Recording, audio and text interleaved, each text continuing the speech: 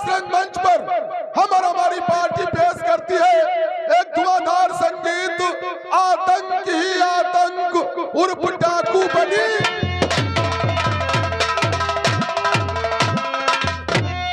जी हाँ दोस्तों, आतंक ही आतंक उर्फ डाकू बनी।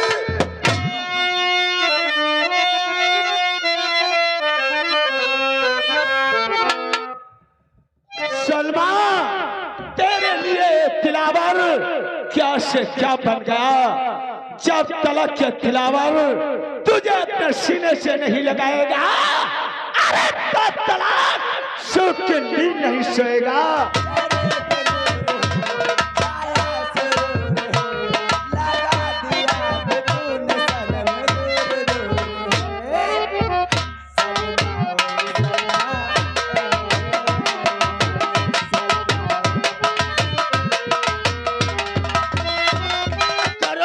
गुलामी तो आजाद कर दूंगा।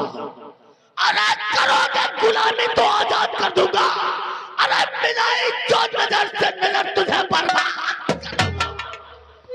नहीं मंत्री जी, ये आप क्या बात कर दी?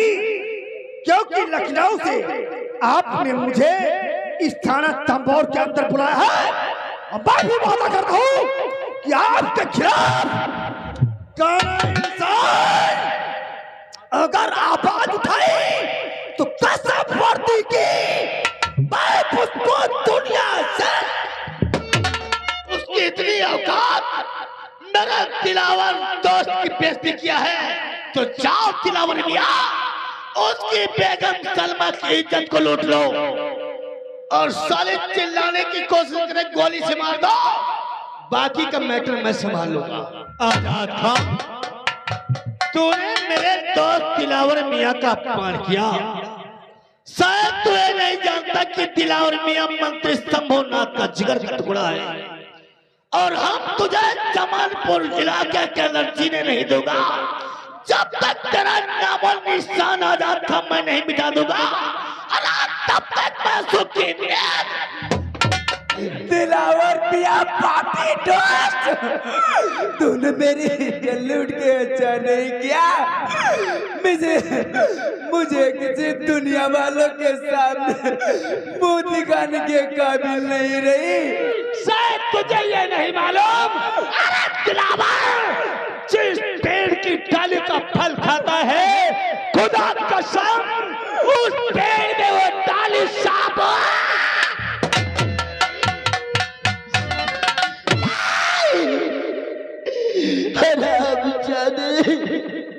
अगर तेरी दुश्मनी थी मुझसे तो मुझसे अदा किया होता। मेरी बीबी सलमा ने तेरा क्या बिगाड़ा था?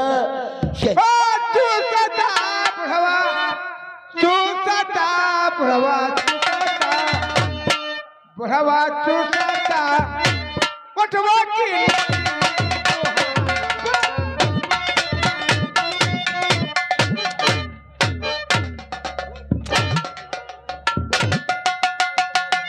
तो ये खून करने वाला दिलावर भी है ना? हाँ साहब, और मैं यही उम्मीद लेकर के आया हूँ ऐसी खूनियों को, हराम जादू को ऐसी सजा देना ताकि जिंदगी उनकी जेल में कटे। पर ना कहीं जैसा ना हो कि तेरी बीवी बदचलन हो, किसी सारे और से फंसी हो। तूने देखा होगा अपनी बीबी का खून कर दिया और लेकर भौसड़ी के थाने आ गए। तू ठीक कहता है, पहले उसका होश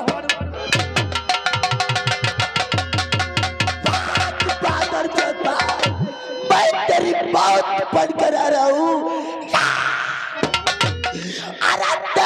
दिलावर पिया तेरा कहर मुझे क्या से क्या बना दिया।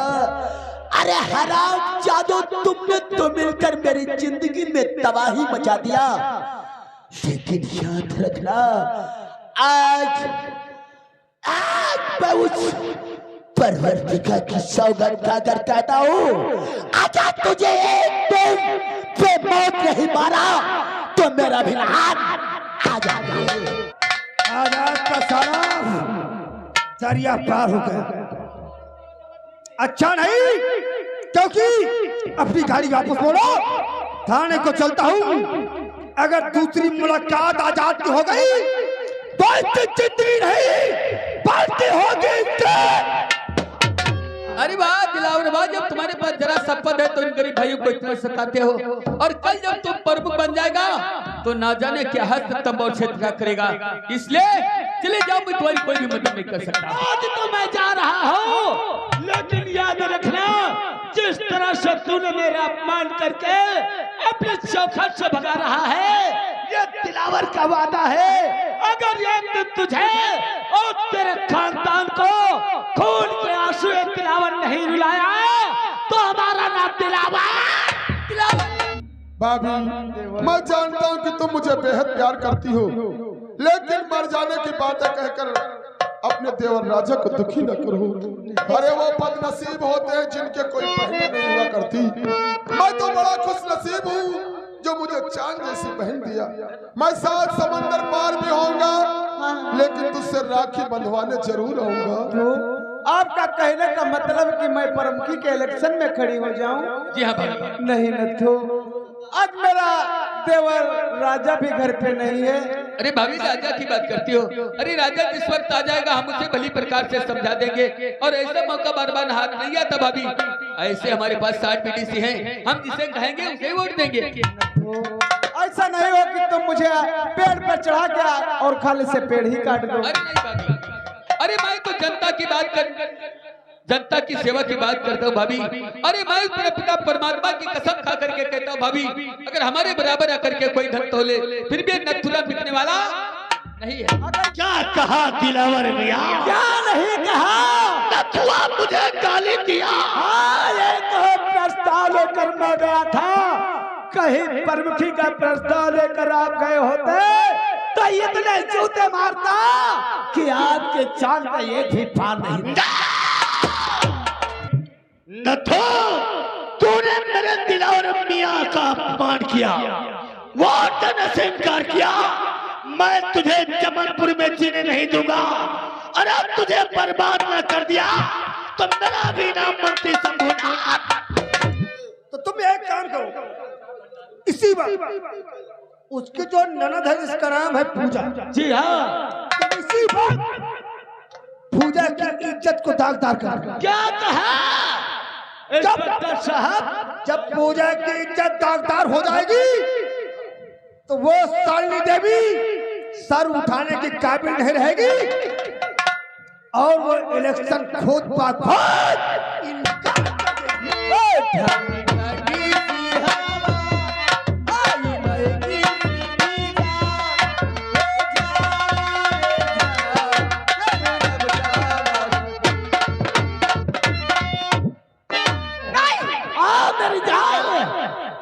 चल पूजा, चल।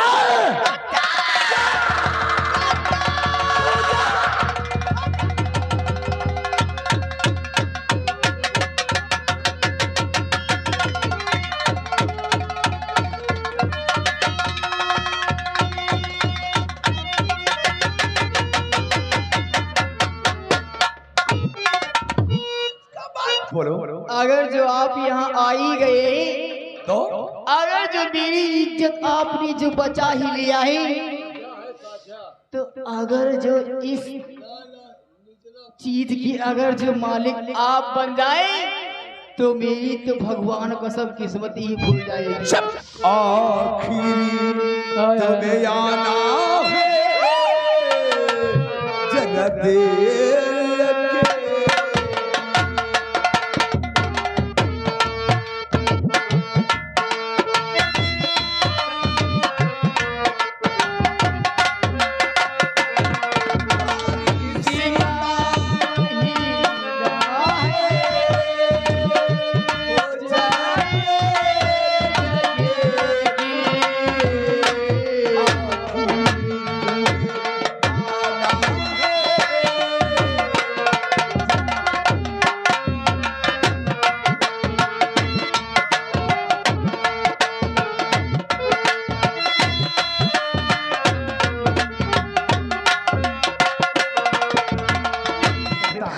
हंसो। दिलावर मिया जी हाँ, प्रमुखी के लिए बेचैन हो जी हाँ।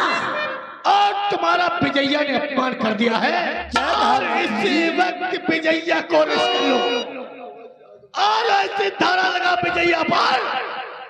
लेकिन तुम्हें अरेस्ट करके थाने नहीं ले जाना है, फिर कहाँ ले जाना है? मेरे बंगले के ऊपर लाओगे। अगर ये बात है मंत्री जी तो आपके हुक्म का पालन अवश्य होगा। हवलदार बढ़ाओ पैगाम। इसी बात विजय कहाँ कहीं भी मिले साले को गिरफ्तार करके मंत्री के फार्म हाउस पर। मेरे पास कुछ नहीं है, कुछ नहीं है मेरे पास, कुछ नहीं है। मैं सच बोल रहा हूँ, कुछ नहीं मेरे पास। लेकिन सर ये मेरा नहीं सर। लेकिन साहब ये आतंकवादी कहिए मंत्री, खाली हाथ आ रहे हो और तुम्हारे साथी विजय नहीं। आप पढ़ने मालूम क्या आप इंस्पेक्टर को खुले जाए फिर खाली हाथ आए? कहाँ होगा दस्तूर है? हराम ज्यादा विजय, दिलावर से टकराने का नतीजा देख ले। अभी आप लोग कहेंगे मैं वही कहूँगा, लेकिन मेरे भैया विजय कभी तो साथ कुछ नहीं होगा, लेकिन जाओ न तो जितने तुम्हारे सहयोगी हैं सभी को लेकर ब्लॉक पे आ जाओ और हमारे दिलावर मियां को प्रमुख बना दो। मैं तेरे भाई विजय को आजाद कर दूंगा। ठीक है मंत्री साहब, मैं अपनी और अपने सारे सहयोगियों को दिलावर मियां को दिला दूंगा, लेकिन मेरे भैया को और जरा भी होशियारी दिखाने की कोशिश किया, जा पहुंचो ना ब्लॉक के ऊपर जा। आज तेरे वजह से मैं संसार छोड़ के जा रही हूँ। ये तेरी भाभी थी ना? जी सर। अगर इस केस से बचना चाहते तो एक मेरी बात सुन। कल सुबह 10 बजे, कल सुबह 10 बजे थाने में नहीं, जो मेरा हेडक्वार्टर है हेडक्वार्टर वहीं पे चली आना। अब मैं वहीं पे एक रफा दफा करके और तुझे पाई जाए।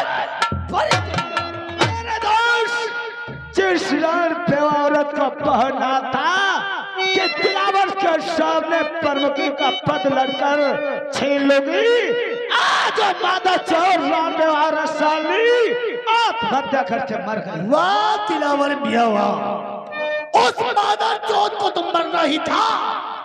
अब इससे बढ़कर खुशी और क्या हो सकती है? यहाँ पे खुशियां मना रहे हो? क्या कहा? शायद आपको नहीं मालूम है, जो सालनी देवी थी उसका देवर जिसका नाम राजा था, आज जो बाहर से पढ़ाई करके एक इंस्पेक्टर के रूल में वो अपने घर चमनपुर में आ रहा है। क्या कहा? लफड़ा शुरू। अगर गीता एक बात मैं तुम्हें बताना ही भूल गया। कौन सी जब मैं पुलिस ट्रेनिंग में बाहर था तो मेरी बहन पूजा ने मुझसे फोन पर बातें की थी, तो कुछ सहमी सी थी। मैंने कारण पूछा तो बोली कि भैया जब घर आओ तभी बताऊंगी। इसका मतलब मेरा परिवार किसी मुसीबत में है। अरे वाह राजा, ये तुमने तो बात बिल्कुल सच्ची कही। मेरे भैया ने तूने मेरे पास फोन किया था कि बहन गीता जिस साल में जैसी हो ऐसी घर आने की कोशिश कीजिए, वरना मेरा भाई विजय मुझे मार डालेगा। इसका मतलब कि हम दोनों को घर पहुंचना बहुत जरूरी। जी हाँ राजा। सबसे पहले थाने में ड्यूटी ज्वाइन करके और तत्काल ही अपने घर पर चलेंगे। लेकिन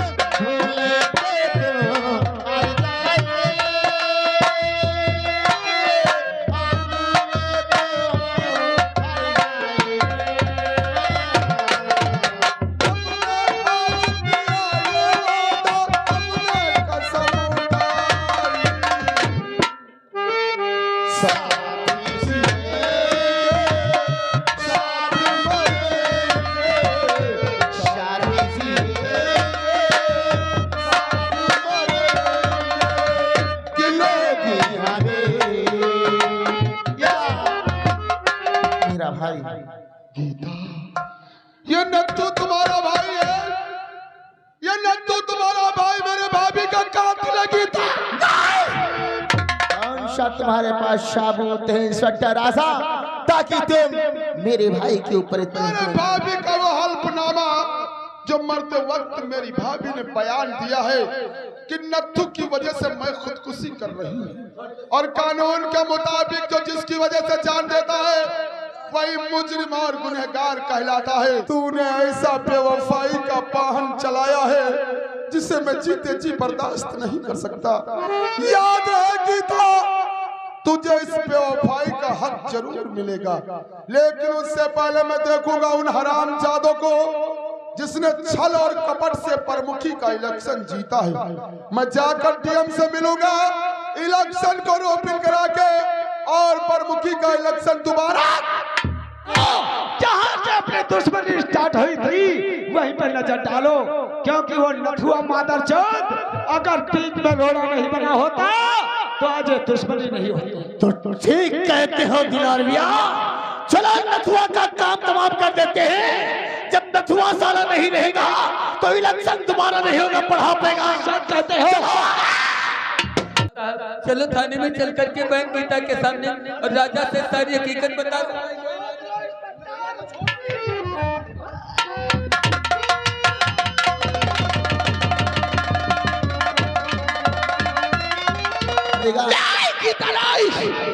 वह आते आते हमें कानून सिखाने लगी गीता, और तो इसे नहीं पता अरे मेरे भाई ने क्या क्या सपने देखे, क्या क्या सपने मैंने देखा, और आज मेरे भाई का इल्जाम मुझ पे लगा रही है।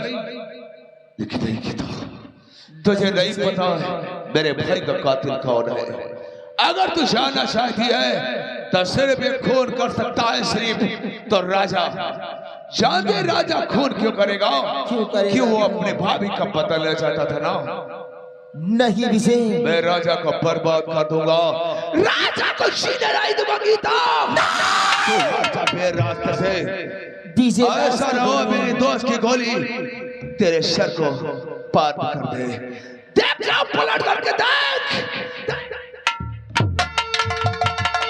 उसका भाई विजय समझता है कि कत्ल राजा के जरिए से हुआ, और राजा समझता है कि उसकी भाभी शालिनी का कत्ल नथुआ के जरिए से हुआ। और अब गीता समझती है कत्ल विजय ने किया है ना। अब हम एक काम करते हैं। वो कौन सा काम करोगे? चलो राजा की बहन जो पूजा है उसकी इच्छा लूट लेते हैं। जब उसकी इच्छा लूट जाएगी तो सारा इल्जाम विजय पर आ जाएगा। इंस्पेक्टर गीता, देखो तुम्हारे भाई विजय ने मेरी बहन की आबरू को तार तार कर दिया। कौन सा साबुत तुम्हारे पास ताकि ये विजय ऐसा कर सकता है? मैंने अपनी आंखों से देखा। क्या देखा तुमने? कि पूजा विजय की बाहों में तड़प रही थी, और मुझे देखते ही विजय फरार हो गया। आखिर क्या? लेकिन राजा आप ये तो कह रही हैं, लेकिन हो सकता है कि पूजा कुछ विजय से बताना चाहती हो। या भगवान, अब मैं क्या करूं? मेरी बहन समझती कि मैं अपने भाई का कातिल हूं, उधर राजा समझता कि पूजा की इज्जत मैंने लूटा। लेकिन राजा ऐसा मैंने नहीं किया। अरे तुझे कौन सा साबुत दूं जो तू मुझ पे यकीन करेगा? लेकिन नहीं, पूजा तो बोल देती तो मैं कुछ भी नहीं करता। जिस रास्ते पे जाना चाहता हूँ उस रास्ते पे सिर्फ मौत है। लेकिन मैंने सुना है शंबर में डाकू आजाद खान रहता है, हो सकता है जीने का रास्ता बता दे जिससे मैं दुश्मनों तक पहुंच सकूं। लेकिन पूजा आज तो बोल देती तो तेरे प्यार की कसम मैं सब कुछ भूल जाता, तुझे गले से लगा देता। तुम कहाँ के रहने वाले हो? मैं रहने वाला शिवरपुर का हूँ, ना मेरा पीछे मैंने तू कमाया। क्या कहा? कमाया हुआ ईश्वर ने तुम्हारे पास चलाया, सिर्फ जीने का रास्ता चाहिए मुझे। सारा दुश्मन धीरे धीरे समाप्त हो गए। अरे नहीं, जिस पूजा की इज्जत को लूट कर क्या हुआ? क्या उसको बियाबान में जंगल में फेंक दिया गया था। उसके शरीर में कुछ सांसें जिंदा बाकी रह गई थी, और उन जिंदा सांसों के साथ इंस्पेक्टर राजा पा गया है। यादाश्त उसकी अभी वापस नहीं आई, वरना हमारे तुम्हारे कारनामे राजा को बता दिया होता। मेरे दोस्त राजा, पूजा को हॉस्पिटल लिया जा रहा है। अगर उसकी इलाज करवा दिया, याददाश्त वापस आ गई तो समझ लो फांसी का फंदा तैयार। नहीं दिलावर मियां, राजा अपनी बहन पूजा को लेकर हॉस्पिटल जा रहा है। जी हाँ, चलो रास्ते में पूजा को छीन के खत्म कर देते हैं। ना रहेगा बांस और ना बजेगी बांसुरी।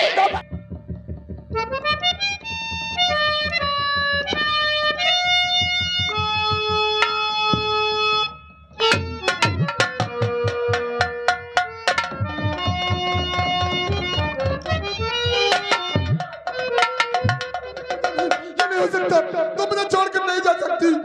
भाभी ने मेरा साथ छोड़कर मुझे पहले से अनाथ कर दिया। पूजा, अब मैं तुझे कहाँ ढूंढूंगा मेरी बहन पूजा। सामने बहती हुई दरिया में नजर डाल। जी सरदार जी।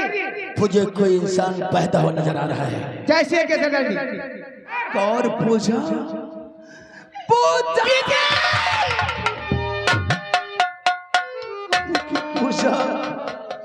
मिली तो आज इस हालत में मिली। पूजा इंस्पेक्टर गोखले, तुम तो जानते हो कि गीता का भाई विजया आतंकवादी हो चुका है और गीता एक ईमानदार पुलिस अफसर है।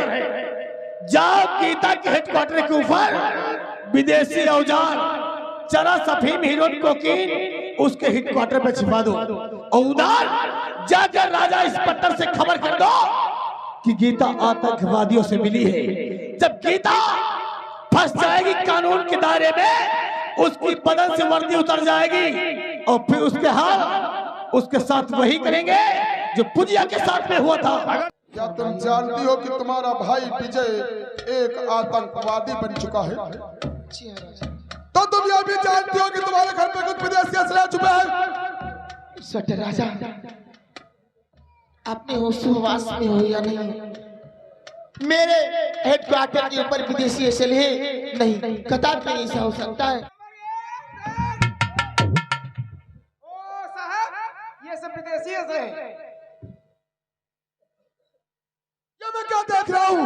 कानून का दायरा बड़ा ही नाजुक होता है।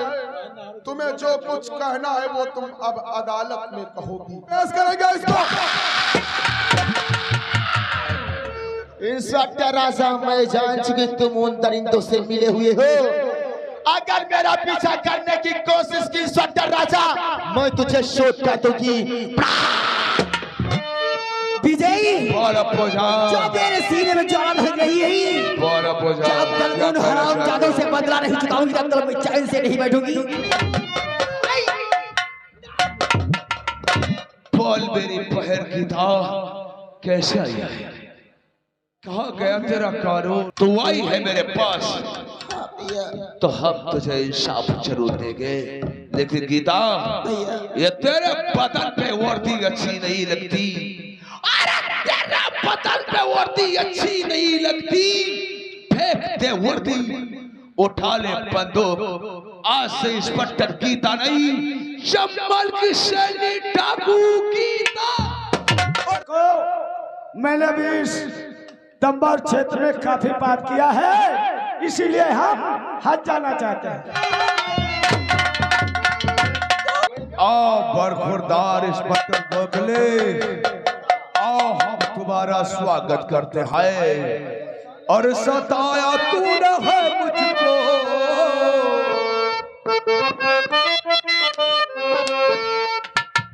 हरामजादे साले, सताया तूने है मुझको, तुझे